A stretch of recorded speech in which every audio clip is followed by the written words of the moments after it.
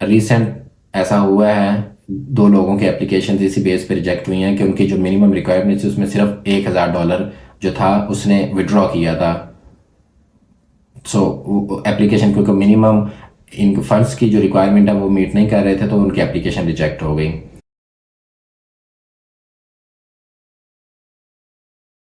हमने एक्सप्लोर की थी ऑप्शंस इमिग्रेशन कनाडा में कि कौन कौन से ऐसे प्रोग्राम्स या कौन कौन से ऐसे ऑप्शंस अवेलेबल हैं जिनके थ्रू हम कनाडा माइग्रेट हो सकते हैं। तो हमने एक प्लेटफॉर्म जो कि एक ऑनलाइन एप्लीकेशन का प्लेटफॉर्म गवर्नमेंट ऑफ कनाडा ने बनाया है एक्सप्रेस एंट्री का, उसके अंडर हमने प्लान प्रोग्राम देखे थे जिनमें कैनेडियन एक्सपीरियंस क्लास था। एक्सप्रेस एंट्री के थ्रू जो 3 प्रोग्राम हैं वो Canadian experience class, federal skilled worker और फेडरल स्किल ट्रेड प्रोग्राम था।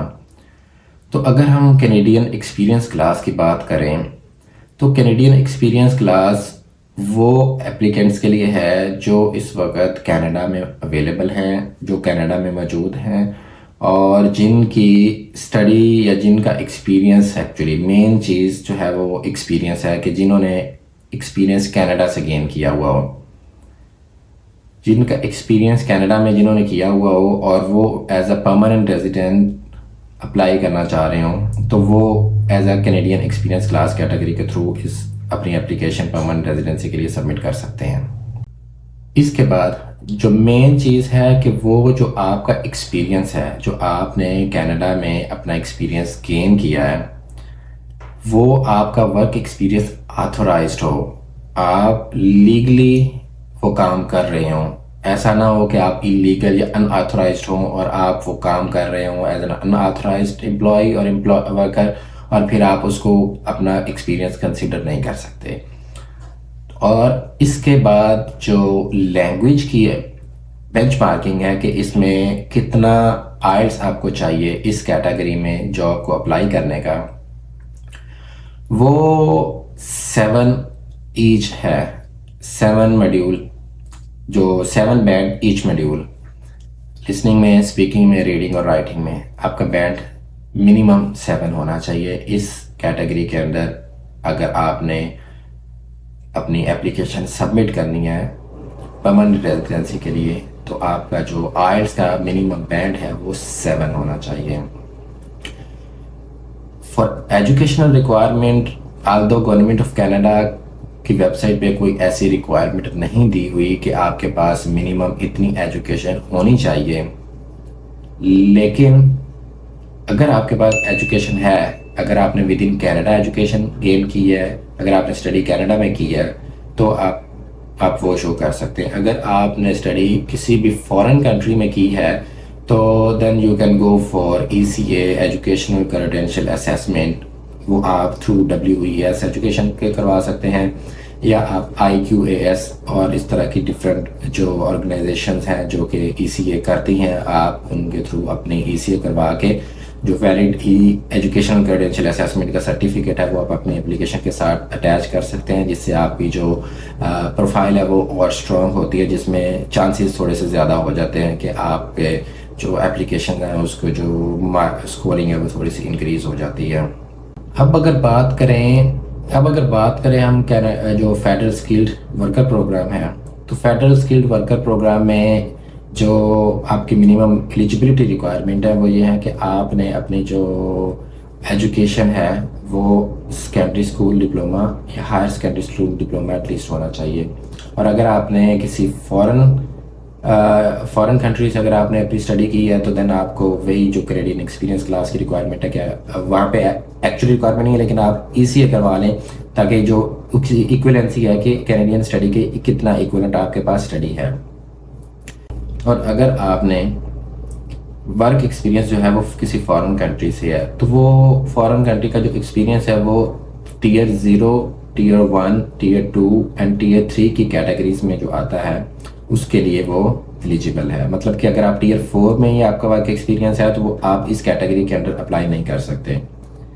तो आपका जो वर्क एक्सपीरियंस है वो आपका Tier 0, 1 एंड 2 एंड 3 के अंदर होगा तो आप इस category federal skilled worker programme category के अंडर अप्लाई कर सकते हैं। अब ये जो टीयर्स हैं ये आप गवर्नमेंट ऑफ कनाडा की वेबसाइट पे जाके आप वहाँ पे सर्च भी कर सकते हैं, या आपको नेक्स्ट वीडियो में टीयर्स के मतलब कि जो ऐसी पर्टिकुलर फॉर्म्स हैं जैसे टीयर्स हो गए या CRS हो गया, कंप्रीहेंसिव रैंकिंग स्कोर हो गया, ये जो इस तरह की टर्म्स हैं उनको हम एक्सप्लोर करेंगे। इसके बाद जो लैंग्वेज की रिक्वायरमेंट है वो आपके पास CLB 7 होना चाहिए। ये सेम है कैनेडियन एक्सपीरियंस क्लास के जैसे उसमें आपको each module speaking, listening, reading और राइटिंग में 7 आपको ईच चाहिए होगा। तीसरी और चौथी जो चीज़ है इसमें, थर्ड और फोर्थ वन, वो ये है कि आपका जो वर्क एक्सपीरियंस है वो आपकी जॉब रिक्वायरमेंट के साथ मैच होना चाहिए।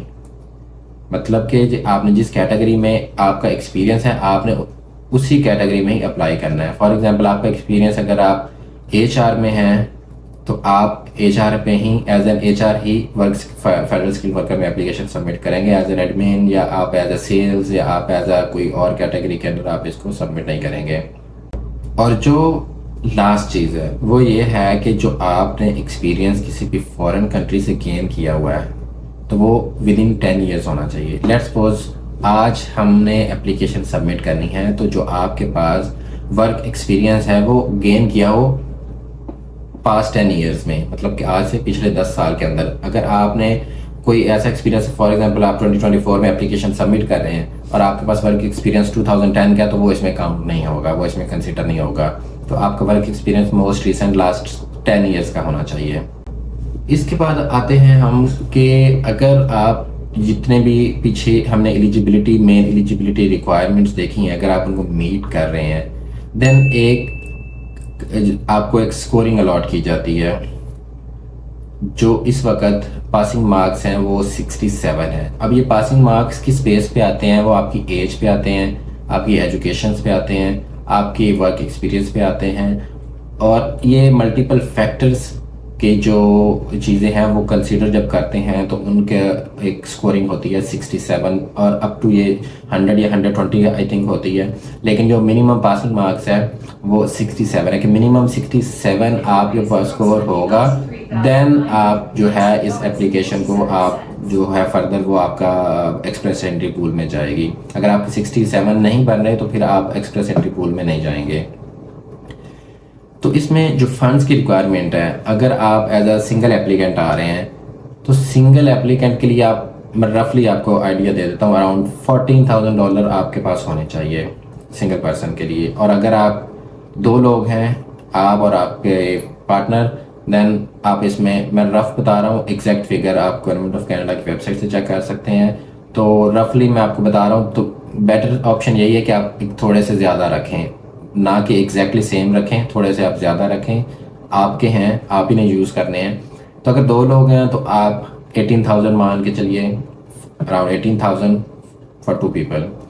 और इसी तरह से अगर जितने मेंबर ऐड होते जाएंगे आप उसको ऐड करते जाएं, 4,000 आप ऐड करते जाएं उसमें। ये मैं आपको रफ बता रहा हूँ, एग्जैक्ट फिगर आप चेक कर सकते हैं, इससे कम होगी। और फंड्स आप अपने कहीं से बारो नहीं कर सकते। ऐसा नहीं है कि आपने किसी से लोन पकड़ के आपने रखवा दिया हो और फिर आपने उसको वापस करना हो, क्योंकि जब आप लैंड करते हैं तो यहाँ पे आपको हेल्प करते हैं। जब सेटलमेंट में यहाँ पे आप जब आते हैं तो इमीडिएटली इन केस आपको जॉब नहीं मिलती तो देन आपको यहाँ पे फंड्स चाहिए होंगे। अगर आपने किसी से लोन लिया हुआ है, बोरो किए हुए हैं, तब अगर आप उसको एप्लीकेशन अप्रूव होने के बाद आप उसको रिटर्न करेंगे तो फिर यहाँ पे आपका सर्वाइवल डिफिकल्ट हो जाएगा, क्योंकि आते ही आपको यहाँ पे जॉब नहीं मिलती तो देन आप क्या करेंगे। देन उसके बाद आपके पास जो ऑप्शन है वो ये है कि आप अपनी प्रॉपर्टी को एज अ फंड्स शो नहीं कर सकते कि हमारे पास प्रॉपर्टी है तो हम इसको एज अ फंड हम इसको सेल कर देंगे। नो, आपके पास फिजिकली कैश होना चाहिए आपके बैंक अकाउंट में, और बैंक अकाउंट से एक लेटर चाहिए होगा जिस बैंक अकाउंट में जिस लेटर पे आपकी तमाम डिटेल्स होंगी और बैंक की डिटेल्स होंगी, बैंक का नाम, बैंक एड्रेस, बैंक का फ़ोन नंबर, और आपके कितने डेट अकाउंट हैं, कितने आपकी चेकिंग अकाउंट है, कितने सेविंग्स अकाउंट हैं, सारी डिटेल उसमें होगी with balances, with opening dates, each and everything. तो ये आपका जो प्रूफ ऑफ फंड्स की आपकी जब एप्लीकेशन सबमिट करेंगे तो प्रूफ ऑफ फंड आपके एप्लीकेशन के साथ सबमिट होगी, बैंक स्टेटमेंट। और आप मान के चलिए कि एटलीस्ट 6 मंथ्स की बैंक स्टेटमेंट मेंटेन रखें, 6 मंथ तक, और उसको जितने मिनिमम फंड्स की रिक्वायरमेंट दी गई है उसमें से विड्रॉ मत करें। उतने मिनिमम एटलीस्ट रखें। रिसेंट ऐसा हुआ है, 2 लोगों की एप्लीकेशन इसी बेस पे रिजेक्ट हुई हैं कि उनकी जो मिनिमम रिक्वायरमेंट थी उसमें सिर्फ $1000 जो था उसने विड्रॉ किया था। सो एप्लीकेशन क्योंकि मिनिमम इन फंड्स की जो रिक्वायरमेंट है वो मीट नहीं कर रहे थे तो उनकी एप्लीकेशन रिजेक्ट हो गई।